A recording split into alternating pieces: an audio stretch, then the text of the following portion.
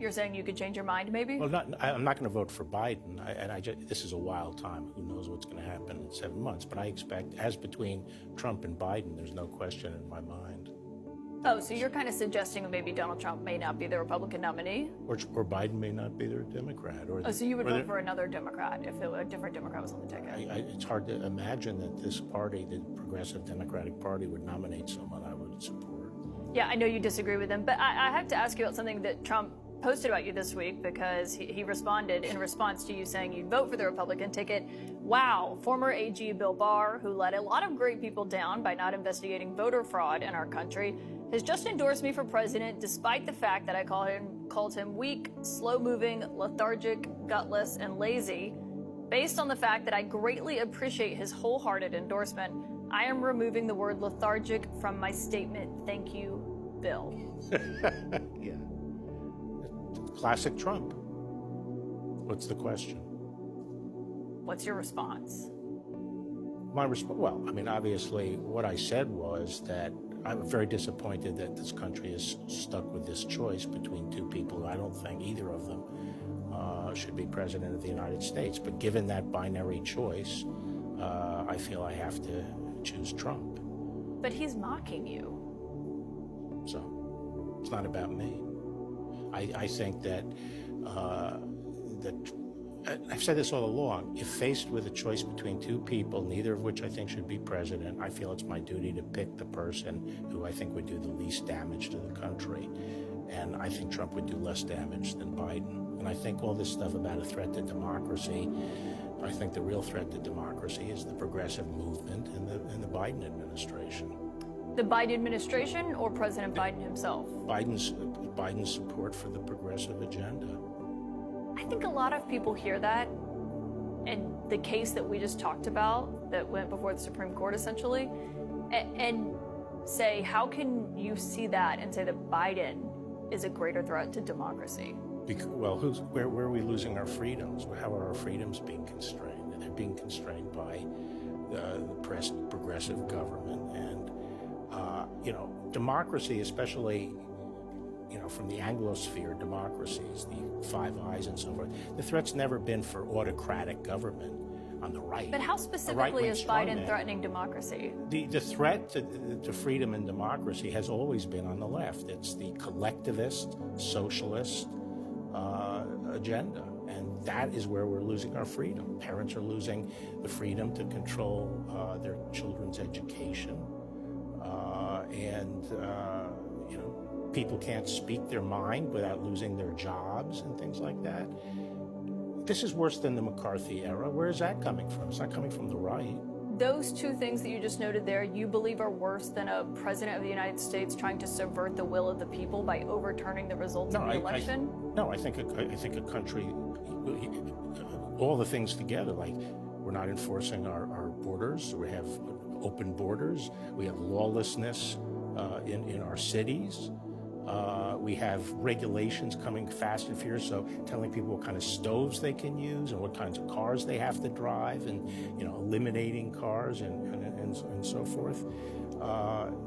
Those are the threats to democracy. But President Biden is not in control of what some school boards across the country are doing. He's using the administrative. You can make that argument, but how is that the same thing? Major changes are being made in our country without the democratic process, and they're being made by bureaucrats in these agencies.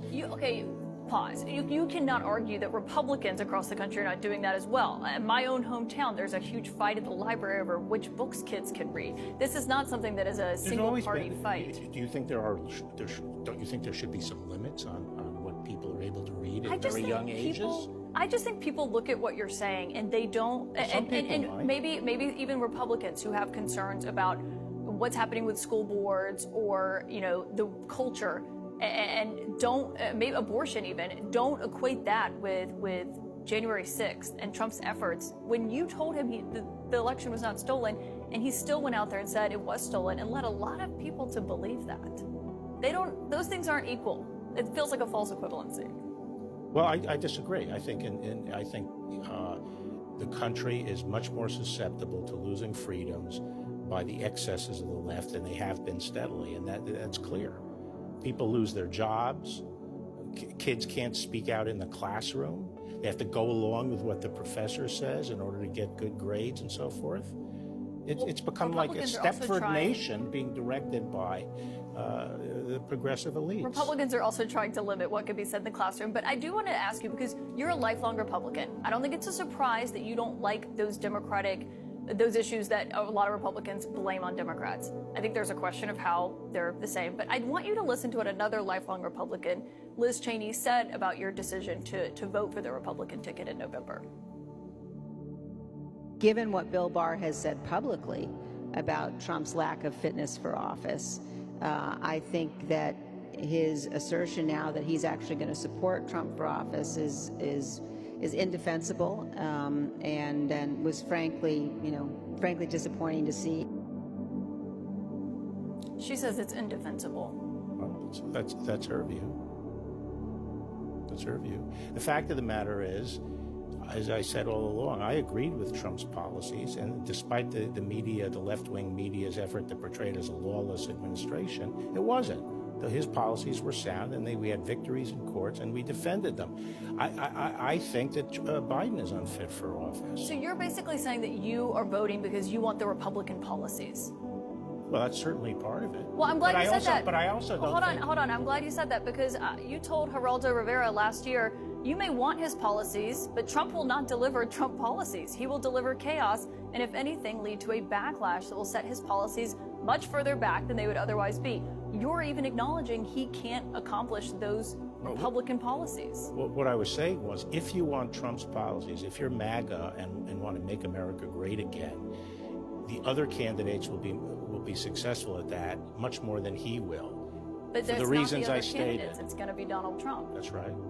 I'm certainly not going to get anywhere near what I'd like under Biden, and Biden is not a great moral exemplar.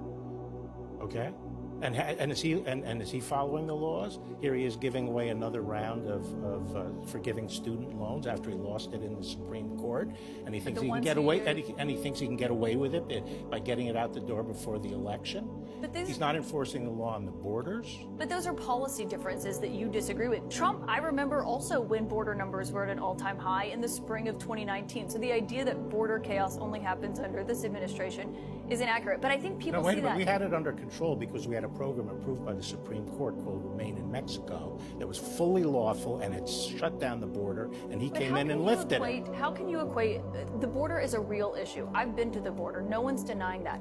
But is that the same thing as what you said recently, which was that, the conduct that was involved with Donald Trump? You said trying to subvert and prevent the progress, the execution of probably the most important process we have, which is the peaceful transfer of power after an election. Name one thing that Biden has done that's worse than that. I think his whole administration is a disaster for the country. Is worse than subverting the peaceful transfer of power? Did he succeed? Only because Vice President Mike Pence stood in the way, and now the people who are lining up to be VP again say that they will not do what Mike Pence did. I mean, look, I was very loud in saying I thought it was the whole episode was shameful, and I'm very troubled by it, and that's why it's not an easy decision. But I think when you have a Hobson's choice, you have to pick the lesser of two evils. You don't see this as the definition of putting party over country? No. No, not because unfortunately we're in a situation where the policy differences between the two parties are very, very vast. There's a huge gulf, and so in that. But you're saying Trump can't achieve the policies. I think he's going to have a much harder time achieving them. But you're voting for. So just to be clear, you're voting for someone who you believe tried to subvert the peaceful transfer of power, that can't even achieve his own policies, that lied about the election even after his attorney general told him that the election wasn't stolen. And as the former chief law enforcement in this country, you're going to vote for someone who is facing 88 criminal counts. Well, look, the 88 criminal counts, a lot of those are, and I've said... Even if 10 of them are accurate. The answer to the question is yes.